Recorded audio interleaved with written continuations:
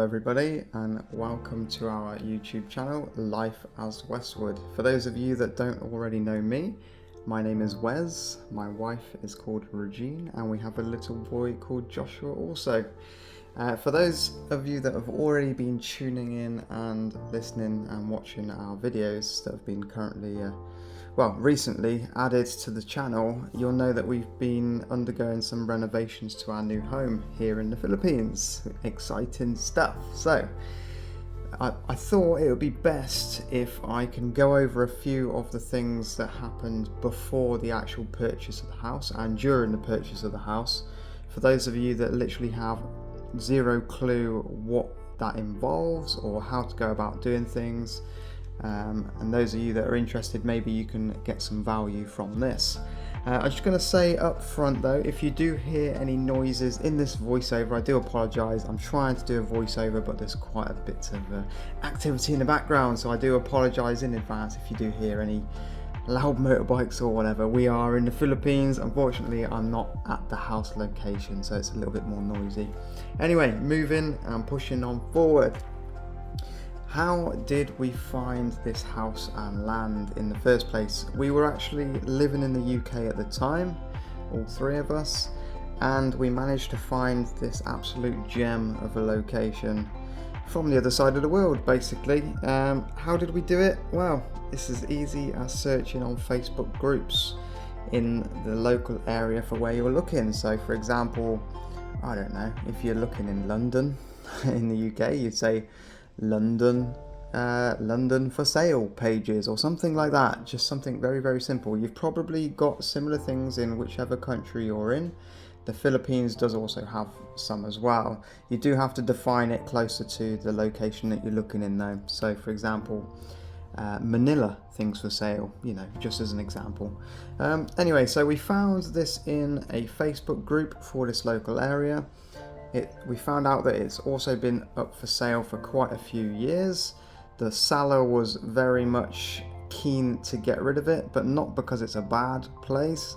They did tell us a bit of a backstory. It's because the wife and husband separated, and they were both desperate to start their new lives with their new partners and needed the funds recouped back from this building. Obviously, you always have to proceed with caution. If somebody's rush selling it, then you always need to proceed with caution anyway. But as long as you do your due diligence, it's really hard to say that, then you should be all good to go. So anyway, we were contacting the landowner for quite some time to say, look, we're heading back to the Philippines. We're very much interested.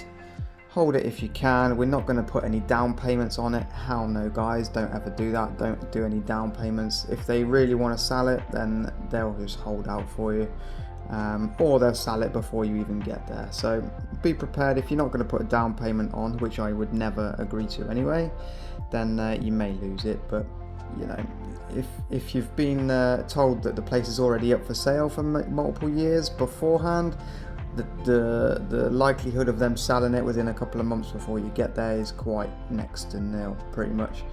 Anyway, moving on forward, we visited the property as soon as we got here in the Philippines. We landed, and literally like the following day we contacted the owner and said, look, we're coming out there, we're going to have a look, going to check it out. And since then we went back a few times before actually making the decision that this is the place we wanted. From the pictures, obviously it always looks great, but you do need to go around and be in person before you make any decisions. You need to check out what the traffic's like, what the noise levels are like, how close the nearest neighbours are, how ideal is the location, what are the bones of the actual building like that you're buying. Is it a complete wrecker? Do you have to pretty much knock it down and start again? If so, walk away. Literally everything that you can possibly think of. Double, triple, quadruple check everything before you make any decisions, before you show them your hands that you're going to deal, before you agree to anything. Right, how did I know the laws and everything regarding foreigners? Now, by face value, foreigners cannot own land. 100% foreigners cannot own land. However, Apparently the Philippines is in discussion at the moment by trying to pass a law where foreigners can own land, so that would be exciting for the future, but that will only increase the cost of the land per square metre. So I'm kind of hoping it doesn't come in, but in another way I'm hoping it does. Hopefully I own a lot of land before that law passes. But anyway, so how did I get around it as a British citizen in the foreign lands? Yes, I'm married to Regine. Yes, we have a little boy. That doesn't make a huge difference. It kind of does. However, I'll quickly explain. What we did is I act as a counter signatory. So technically, Regine can't sell this land without my signature as well. We haven't got Josh's signature on there because he's 19 months old. He can't even hold a pencil, bless him. But later down the line, we will be looking to put everything in his name anyway.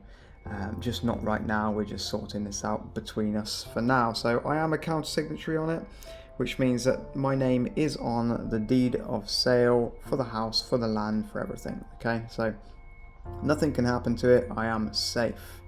Yeah, so for those of you that doubt him, there you go. There's a little bit of a loophole. Anyway, I did a lot of research beforehand regarding the laws and the ways around things and any loopholes, etc, etc. So I didn't go into this completely blind anyway. From that point, we contacted and had some meetings with a few different attorneys to discuss all the legalities and everything behind it all. We didn't just go in straight for the purchase. We discussed things before, and I'm quite a stickler for asking 1,000,001 questions, especially to different people, because if they start giving you different answers, then that just raises red flags. So you have to kind of get your data, gather as much data from different sources as you can, and go from there, really. How it feels with your gut decision, and how logically it's going to be moving forward. Anyway, so from that point we were pretty happy to move forward. I was definitely happy, and we had to arrange a surveyor to assess the land, to define the dimensions and the location with the coordinates that each of the corner posts are situated. The cost for the surveyor was 25,000. I had to do 15,000 of that up front. So in GB, in Great British Pounds, in GBP, that's equating to, well, the 15,000 is basically £200. So 25k, 28 is about £350 in total. I've got to do the other 10,000 once we receive the final sketches and everything. That's not an instant thing, guys. Don't expect them to provide you with a sketch immediately. It may take a month or two. Completely depends on one of their government processes behind the scenes, but yeah, it is all legit. I've spoken to many people about this. The sketch does come at a later date, so when the sketch comes, I have to pay the additional 10k. Alright then, so the surveyor has now placed cornerstones to mark and define the boundary, all of the coordinates for each of those corner posts. They stuck little sticks next to the cornerstones and everything, so you know exactly what you're going to get. In our situation, it actually took a chunk, quite a large portion out of a rice field. We got in about 3 or 4 feet for the whole length of our property, 3 to 4 feet wide all the way down. So that's quite a large space for us, and it was pretty important to obviously get that surveyor to define that for us. Right, where do we go from here? Once we knew what the boundaries and everything were, we personally found out that it wasn't the exact dimensions that we originally were agreeing to with the landowner. They said it would be X by X, but in fact it was X by X, and it was less. So we negotiated and come to an agreement with the price. The landowner weren't too happy because I lowballed them, but to be honest with you, it's it worked out basically 441 square meters for 650k, so 650,000. That's just under £9,000, Great British Pounds. That's a good price. Well, that's about probably a little bit more expensive for the land if you were to just purchase the land. So basically we purchased the land a little bit more expensive, but got a free house, which is 3 bedrooms, okay, and it's quite big. So we basically got a free house with the land. Bargain. Anyway, we once we agreed that, we went straight to the attorney with them, discussed everything. We also went with the owner of the mother title, so a person that owns all of the surrounding rice fields around us. There's like 50 odd hectares of rice field. We had to take them to the attorney as well. That's because obviously it's situated within their title. So once we ensured that the title is actually clean with all original documentation, there's no mortgage for this house or land, and any additional owners or whatever are not dead and whatever, it's a clean title. Once that was defined, then fantastic stuff, we were all good to move forward. That was not a quick process, guys. We were sat in the office for hours, honestly hours, on a wooden bench. So be prepared if you go into an attorney's office to do something rather large, rather than just a notary or something like that, then take a pillow. Just take a cushion to sit on, because your bum will go numb. All right, so how much did that cost for the attorney? Us, it cost nothing, because the landowners, the land sellers, said that they will front the paperwork costs, which was great. So the 650k for the land and house, that also includes the deed of sale as well.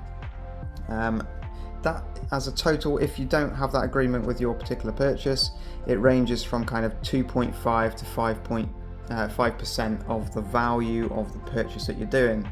So if you're doing, for example, this purchase of 650k, then 5% of that, or 10%, would be 65k. So yeah, 5%.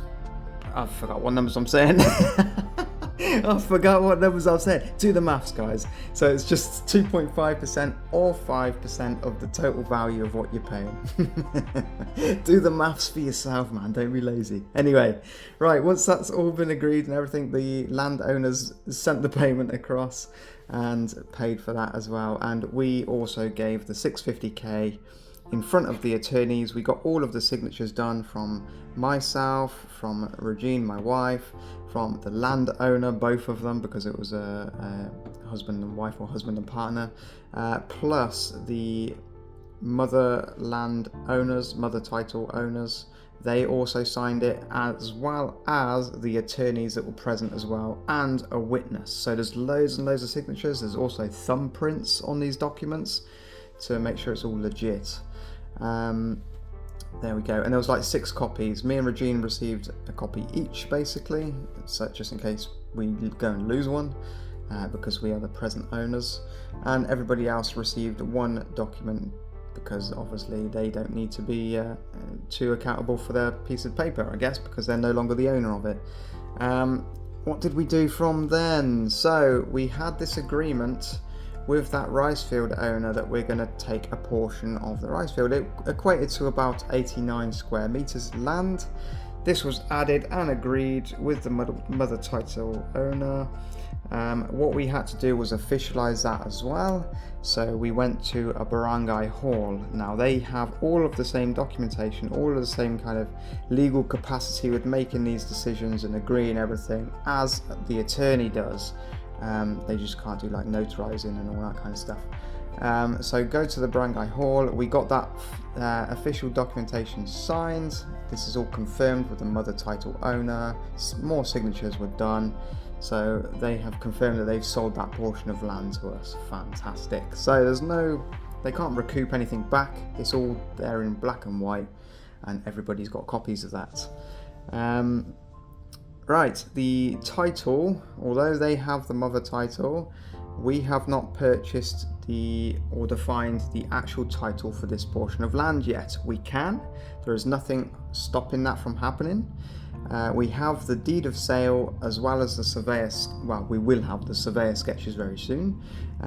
Once we have that sketch, everything is absolutely fine. Nothing can be contested and stolen back. If anything is ever contested, we've already been confirmed with the attorneys that if it went to court or whatever else, went to some kind of legal situation, then we would definitely be the ones in favour, as we've established the purchase correctly by having the deed of sale and the defined boundaries by the surveyor's coordinates and everything like that. So we've basically shown that we've paid for this plot, and there's not a lot they can do about it, to be honest with you. But however, we will be getting the title for this home put in our names. We'll put everything into Joshua's name, our son, so that there's no other issues. It's going to be his when he gets a bit older anyway, so we may as well put everything in his name. But it does cost quite a bit to get the title sorted, and it does take quite a few months to get that all sorted and established and everything. So